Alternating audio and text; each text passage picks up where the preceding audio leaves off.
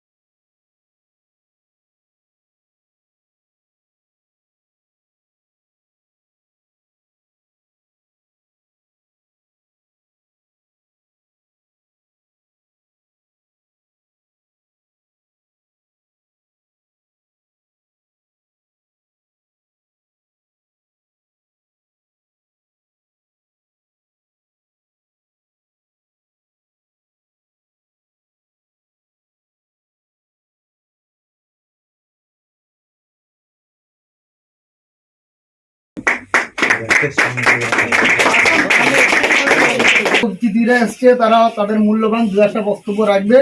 আপনারা সকলে একটু শুনুন, তারপরে আমরা আমাদের পরবর্তী কর্মসূচির দিকে এগিয়ে যাব।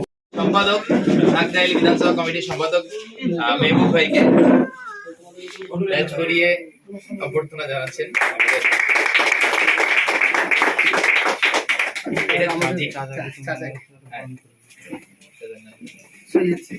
আমাদের যার এই অফিসের জন্য বিশেষ অবদান, জন্য প্রথম সারি নাবিক হিসাবে কাজ করছে, কিন্তু তার সঙ্গে আমাদের শহীদ চাচা আছেন, প্রথম থেকেই আছেন আমাদের সঙ্গে, এবং এই অফিসটায় এনার অবদান যার বেশি। আমি শহীদ সাহেবকে বলবো যে আমাদের মেহবুব ভাই আপনি অভ্যর্থনা জানান, সম্মান জানান, কারণ সবার সম্মিলিত প্রচেষ্টায় এই দল এগিয়ে চলেছে এবং আগামীতে বিধানসভায় একটা বড় পঞ্চায়েতে বড় ছাপ ফেলবে।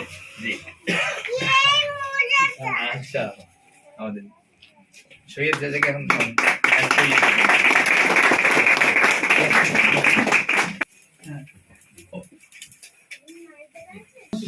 অফিসকে এবং যারা কর্মকর্তা আছে, আগামী দিনে কিন্তু ভবিষ্যতে কিন্তু আমরা বনস্পতি হয়ে দাঁড়িয়ে।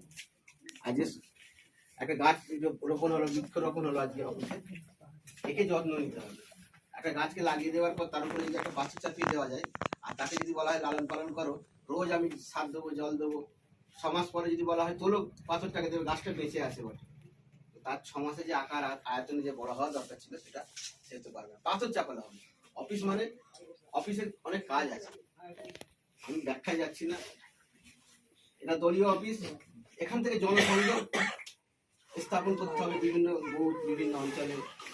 এটাকে কোনো অবস্থাতেই অন্যান্য কিছু খেলা থেকে বিরত রাখতে হবে। আমি নাম বলছি সেটা খেলাগুলো, সেগুলো যেন রাখা হয়। আমাদের যে ভাইজানের নির্দেশ, সেই নির্দেশটা এবং দলীয় যে নির্দেশ, সেই নির্দেশকে মাথায় রেখে এই অফিস থেকে আগামী দিনে সাঁকরাইল বিধানসভায় প্রতিটা রাজনৈতিক দল যেন বলে আগামী দিনে পঞ্চায়েত শুধু নয়, লোকসভা আসবে, আরো নির্বাচন আসবে, যেন এটা আমরা শুনতে পারি আমাদের যে বৃক্ষরোপণ আজকে হলো, এই অফিস থেকে আমরা বিধানসভায় নির্ণয় ক্ষমতা হয় দাঁড়াবো, আগামী বিধানসভায় সেই টার্গেটে এগিয়ে যাবে এবং ছেলেরা আরো সংগঠিত হবে, সংগঠন আরো মজবুত হোক অফিসের মাধ্যম দিয়ে। এই বিশ্বাস ভরসা সকলের প্রতি রেখে আমরা শুনতে